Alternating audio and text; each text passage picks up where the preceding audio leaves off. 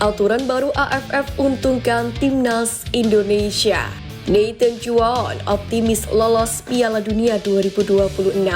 Fakta sidang CAS Martin Paes. Simak informasi selengkapnya hanya di Garuda Space.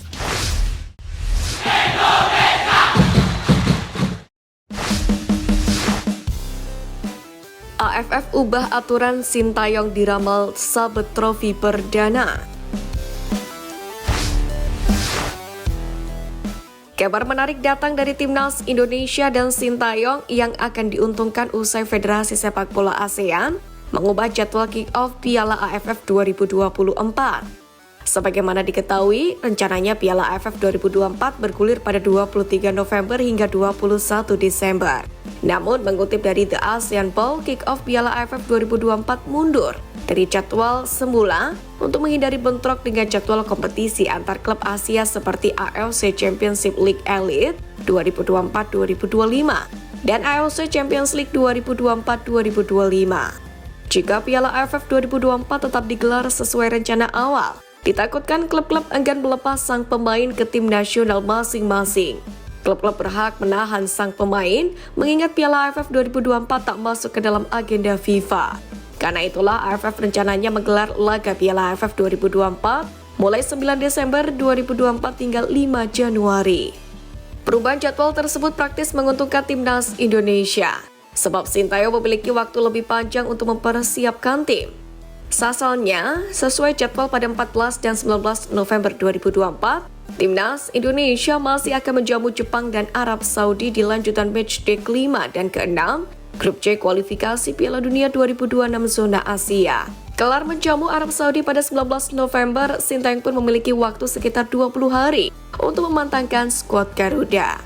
Sintayong sendiri akan menurunkan skuad berbeda untuk kualifikasi Piala Dunia 2026 zona Asia dan Piala AFF 2024. Kualifikasi Piala Dunia 2026 zona Asia berisikan pemain-pemain top seperti Tom Haye, Ragnar Oratmangun, Jesus, dan masih banyak lagi. Sementara untuk Piala AFF 2024, pemain yang turun adalah pemain-pemain U23 saat juara SEA Games 2023 atau proyeksi SEA Games 2025. Menariknya, keputusan PSSI untuk mempertahankan Sintayong sebagai pelatih Timnas Indonesia dalam ajang Piala AFF 2024 mendatang disambut positif oleh para pengamat sepak bola tanah air, Bung Binder. Ia menilai langkah federasi ini sangat tepat dan berpotensi membuat skuad Garuda meraih gelar juara pertamanya di turnamen antar negara Asia Tenggara tersebut. Bung Binder optimis bahwa dengan komposisi pemain muda yang berbakat dan pengalaman Sintayong dalam memaksimalkan potensi para pemain, Timnas Indonesia memiliki peluang besar untuk meraih prestasi gemilang.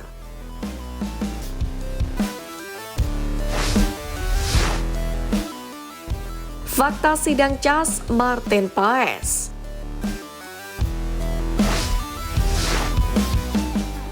Pertama, jadwal sidang.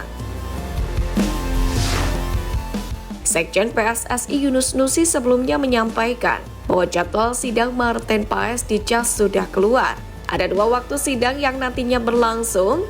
Sidang pertama dijadwalkan pada Kamis 15 Agustus. Kemudian sekitar 3 hari berselang atau 18 Agustus, agendanya adalah pengumuman.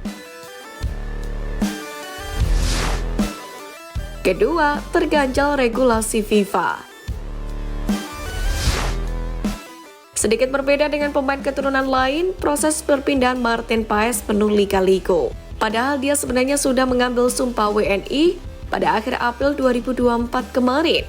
Namun terlepas dari statusnya yang sudah WNI, Paes belum bisa membela Timnas Indonesia. Hal ini karena dirinya masih terganjal regulasi FIFA. Singkatnya, Paes dulu pernah menjadi bagian dari Timnas Belanda kelompok umur dari U19, U20, dan U21.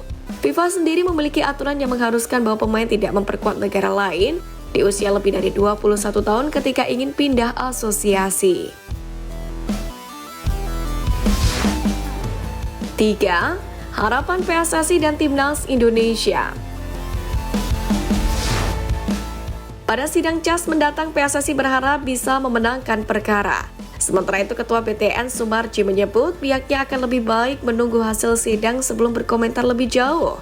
Terlepas dari itu, besar harapan agar sidang CAS Martin Paes berjalan lancar. Pasalnya jika hasilnya positif, kiper FC Dallas itu bisa menjadi tambahan keturunan timnas Indonesia yang bakal tampil di ronde 3 kualifikasi Piala Dunia 2026.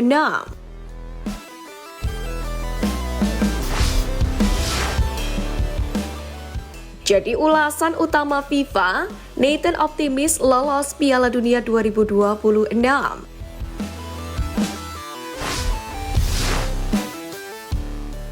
Pemain serba bisa timnas Indonesia Nathan Juaon mengundang perhatian pecinta sepak bola tanah air usai menjadi sorotan utama FIFA.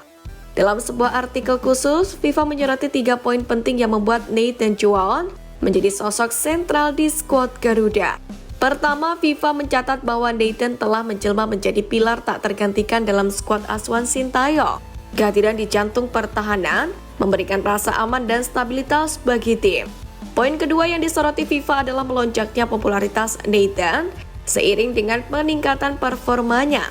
Terakhir, FIFA juga menyoroti ambisi besar Nathan untuk membawa timnas Indonesia tampil di Piala Dunia. Menanggapi hal tersebut, punggawa Swansea City itu menyambut baik format baru yang diterapkan di Piala Dunia 2026 yang awal jumlah kontesan hanya 32 menjadi 48. Menurut Nathan, hal itu membuat skuad Garuda punya peluang yang bagus untuk bisa lolos ke turnamen sepak bola terakbar di dunia itu.